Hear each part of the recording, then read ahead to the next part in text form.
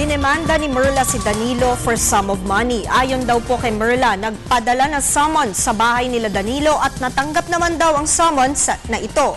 Katibayan ay ang pirma ng katulong nila Danilo na nakatanggap ng nasabing summons.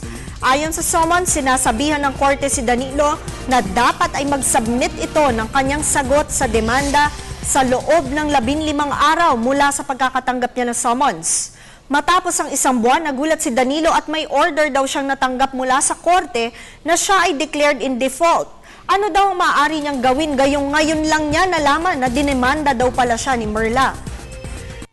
Ang aming kasagutan sa iyong tanong ay para lamang sa maaari mong isang guni sa mapipili mong abogado.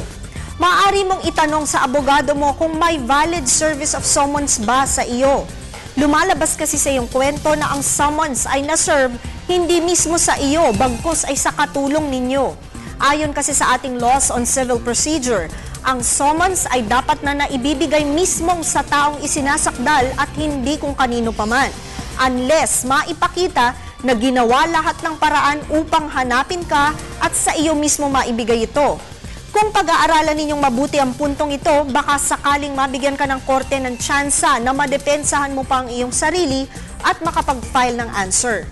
Magtiwala rin naman tayo sa korte na mas binibigyang halaga ang pagdedesisyon on the merits kaysa sa mas bigyang bigat ang technicalities. Tandaan lamang na aming kasagutan ay base sa mga facts o katanungan na iyong ibinigay sa amin. Maaari itong magbago kung sakaling may iba pang elemento o detalye na iyong mabibigay sa amin. Importante ring malaman na anuman ang aming opinyon sa iyong katanungan ay hindi binding at malaya kayong konsulta sa inyong abogado.